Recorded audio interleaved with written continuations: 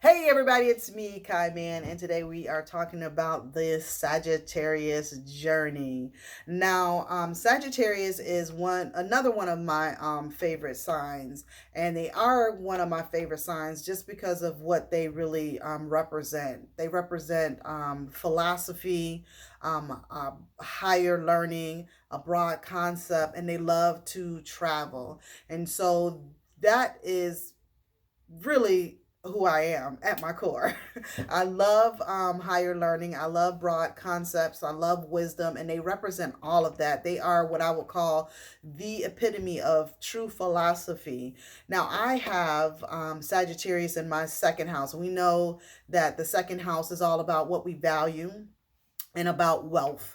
And so, Sagittarius in that particular sign in the second house, I also have the planet Venus, and Venus is all about what we love. So, I most certainly love traveling. I most certainly love, philosophy, wisdom, and higher learning, and things of that nature. So, that is why this is another one of my favorite signs because it is true to who I am as far as what I love and what I value. And I do value higher education and learning, but not in the sense of, always just going to school, because that's not just it. You can have book smarts and have no other kind of smarts. So, anyway, let's get into it. So Sagittarius, they are from November 22nd until December 23rd. They are the philosophers and the yogis of the zodiac. They are ruled by the sign of Jupiter, and their gift to the world is wisdom. Wisdom by way of experience. A Sagittarian's life journey is turning knowledge into wisdom. So that's what they are here to help us do. Now, the symbol for the Sagittarius is the archer. Now, the archer represents directness, high aims, a love of outdoor activity, and the chase. And success comes to the archer, or rather Sagittarius, when they take the time to aim their arrow. Now, we all know if you're just shooting your arrow any old place, all willy nilly, that you're not going to be successful in who knows what may happen. But when you are direct and making sure that you're trying to hit a specific target, you're more apt to be successful. So that's that about the symbol of the Sagittarius. Now let's talk a little bit about the Sagittarius journey. Now the Sagittarius archetypes, again, they are the philosopher and the yogi when they're in their high vibrational or enlightened state. Now, and this means that and let me just say this really, we kind of sometimes fluctuate in between high vibration and low vibration until we begin to master ourselves. The more that we begin to master ourselves, we begin to stay in a state of enlightenment and in high vibration. Now, again, the high vibration or enlightened archetype for the Sagittarius is the philosopher and the yogi, and we know all about the philosophers. In out in the universe, they are the ones who give us the most wisdom. It seems so simple sometimes. I love Sagittarius for that. Now, the low vibration or neurotic archetype is the extremists when they go into extreme. Now, and that's possible because of the sign actually is ruled by the planet of Jupiter. And we know that Jupiter is all about expansion. We know that it's all about luck, and it's about everything big and everything giving. So in that particular state, of course, they are ruled by a sign that will sometimes allow them to be extreme. So always on a particular pole, there's two opposite sides, or I wouldn't actually call them opposites because it's easy to go from one to the other. So the low vibration or neurotic archetype again is the extremist and the restless wanderer, and they become restless wanderers if they're not really being direct and shooting for a specific target. So in their sense of always seeking, because Sagittarius are seekers, they're always trying to seek the meaning of life through experiences. So if they are not, direct and they don't have a specific target, they can become wanderers. So also, Sagittarius, the gifts that they bring to us is their sense of idealism, their adventurousness, their optimism, their wisdom, and their athleticism. Sagittarius, the things that they struggle with are impatience, fanaticism, restlessness, abstraction, and confrontation. Now, Sagittarius, they're the personality of a Sagittarius. They are always, if you know Sagittarius, they are jovial and boisterous people. They are social. They are a sociable sign. They love to socialize. They need to have stimulation from friends, new faces, and new places. Sagittarius gives the impression of boundless energy. And if you know of a Sagittarius who is shy or quiet, that is rare. It's rare to have a Sagittarius not be really outgoing in that sense. It's really rare. Sagittarius, they're the type of people who hoard maps and travel brochures. They love to get moving. They revel in the sheer joy of motion, whether physical or metaphorical. They are always in motion. What's next? What's new? They have an infectious sense of fun and can be hilarious, sometimes through wit and other times in a clownish kind of way. Typically, Sagittarius, they are honest and generous, sometimes to a fault because they can be blunt. And I won't say to a fault because sometimes we need to hear some stuff. So they are blunt and often sometimes can be tactless. And it's not because they are trying to hurt you or hurt your feelings. They just are very blunt people and they say, the thought comes and they pretty much say it. Sagittarius, they can act impulsively. So that's what gives them, not that whole let me think about it first before I say it. Is that going to sound right? Type of thing. So often releasing their arrow without any clear target. As far as the archer is concerned, any action is better than none. So in their low vibrational state, they are kind of tactless sometimes and sometimes too blunt, and sometimes they're just very impulsive where they're just doing things kind of willy-nilly. But the higher, when they begin to master who they are, when they begin to master how not only to hold the bow but to shoot it in a way that's going to be effective and hit the right targets, they become masters of wisdom, true wisdom.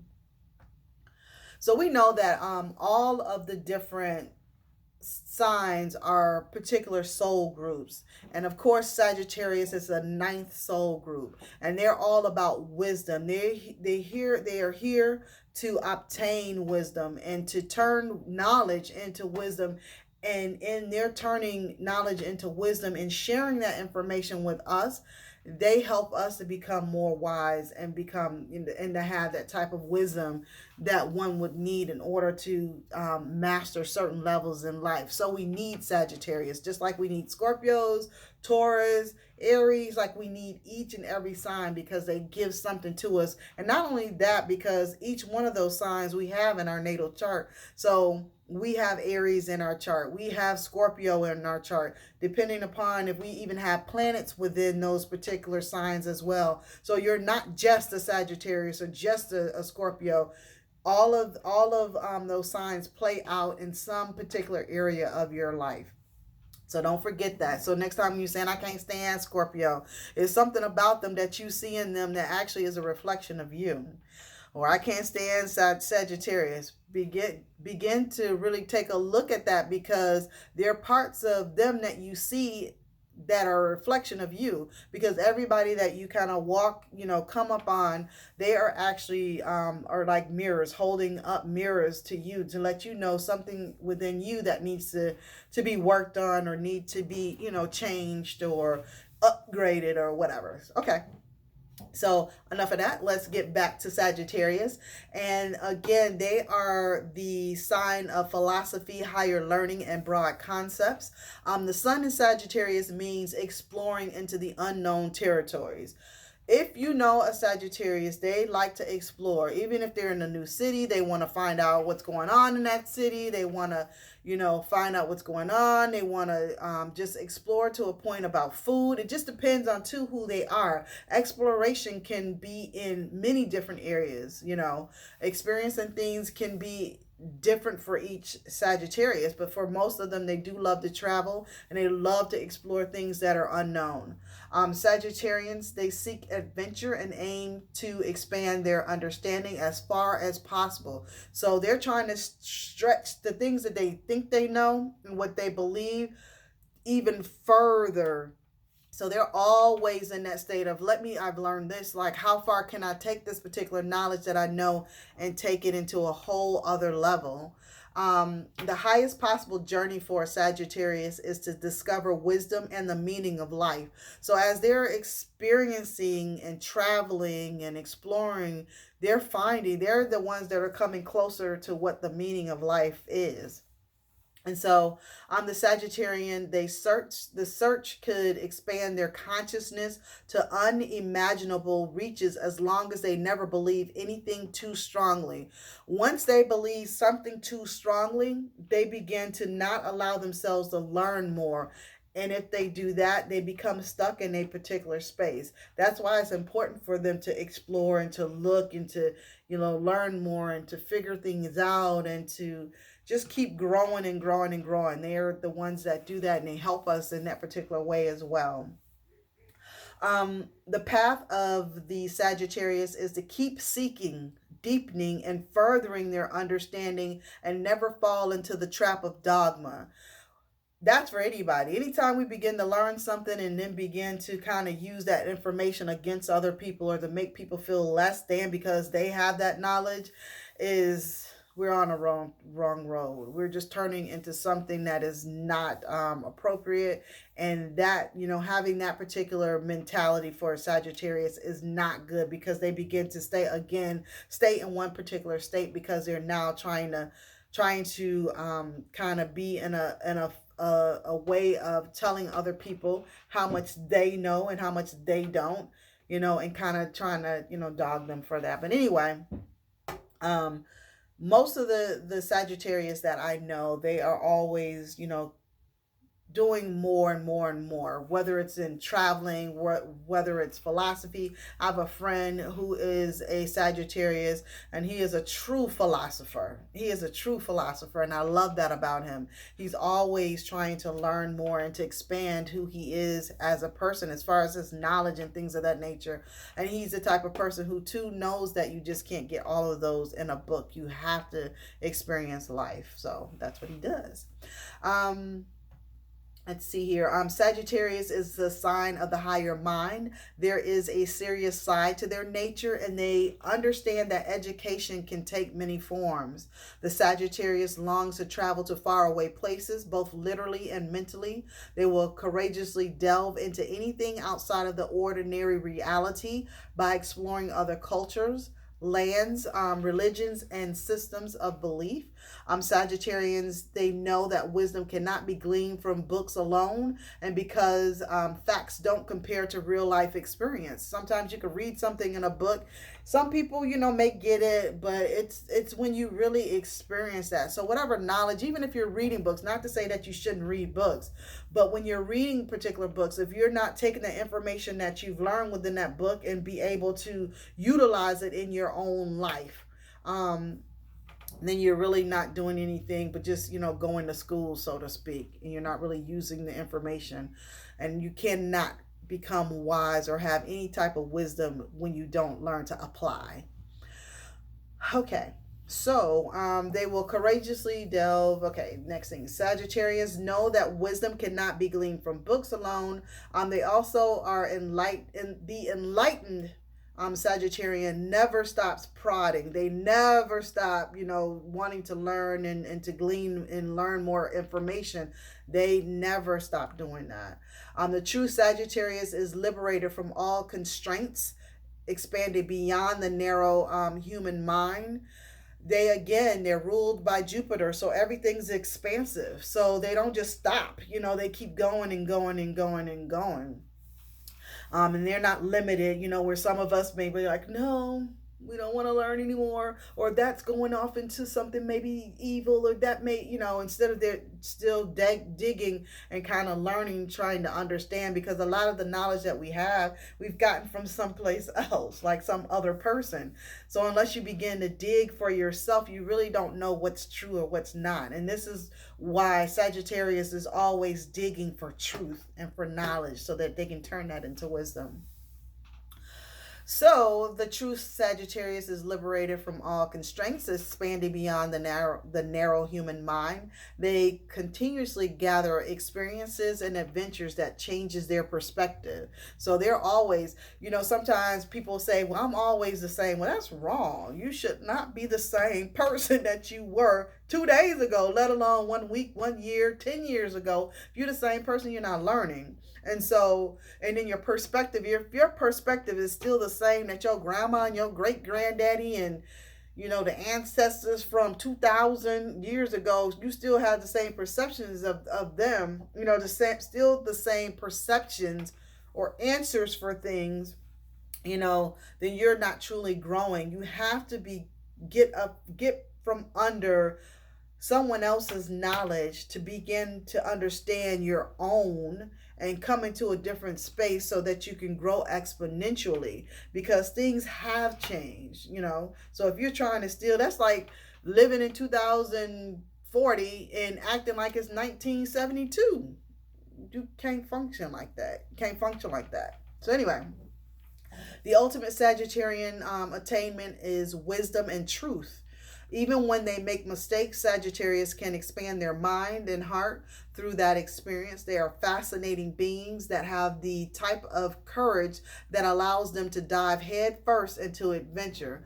They have much to teach and share during their latter years in life, in spite of the mistakes that they made in doing so. So if you know a Sagittarius that maybe in their 50s, 60s, and they talking about all the things that they've traveled and done, and the things that they've learned, that's a good person to sit at the feet of, because they have had some great experiences and they can tell you some things that will help you in your exploration and your journey and what you need to do and what they've come across and what they've learned.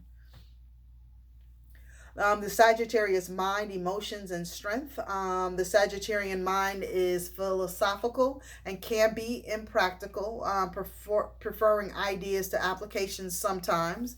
That is when they are in that low vibrational state where they have a philosophical mind, but sometimes they have that impracticality as well, where they're not really taking the information and applying it.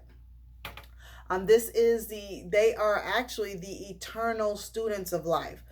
They ask all the big questions and seeks out the meaning of life. These are the people who will ask questions that we only sometimes be like, I want to ask that question, but I don't want to sound dumb. They will ask. They will ask. They don't have no qualms about asking because they want to know. And it's a difference between when you really want to know something, you will ask the question. The Sagittarius loves a debate. They can sit and debate with you for hours because they have so much extensive knowledge. Sagittarius brings enormous enthusiasm to projects and is highly creative. They are excellent at initiating. Let's go back to that highly creative. They are highly creative people, but if they don't take the time to not only learn how to hold the bow, but how to shoot the arrow at a specific target, all that creativity goes out the window and they end up doing nothing. And it's a shame because they are a highly creative bunch. They are excellent at initiating and seizing opportunities, drawing on a highly developed imagination and sense of adventure. Sagittarius will always fight for the underdog. That is so true. My guy Sagittarius, he is always fighting for the underdog. Like he is always trying to show people that you're no better, no worse either than somebody who you have some take up some type of offense for, and he always is talking philosophical about that. Love him for that. He knows who he is. If he watches this, he knows who he is. The shadow, let's talk about their shadow and their karma. Now, because each one of us, even as a soul group, you have your universal karma, and then you have your individual karma. So, as a soul group, let's talk about their shadow first. The Sagittarian shadow shares the ability to dissemble with their opposite sign, Gemini. An accomplished liar. They can be liars because they tell these stories sometimes that they've experienced some things, but if it wasn't like really boisterous and just as amazing as they want, sometimes they'll lie, they'll embellish. I won't, yeah, we'll just say that they embellish. They tell a grander story than what actually happened. Um, this character promised many things and then simply forgets about it in pursuit of yet more experience. The Sagittarius shadow wants to be noticed. They love to be noticed and they love to be liked. So sometimes that can get them in trouble. When pushed, the natural tactlessness of the sign takes on a cutting and spiteful aspect. So kind of like Scorpio in this sense, in certain phases of the Scorpio, like we talked about, they also too can be kind of cutting and spiteful in that particular aspect as well. So we already know that they're blunt. So in the case where I told you that most often they don't mean that, like they really don't mean it. They're just telling you, the truth or the way that it came out. And if you have a problem with it or them trying to actually explain to you, sometimes it makes it worse. And by then, it's kind of crazy. Let's talk about the karma. Sagittarius has explored many belief systems during his or her lifelong quest for meaning. The karmic challenge for the Sagittarius is to distinguish what is truth and to live according to that. Excuse me, let me grab some water. Throat getting a little dry here.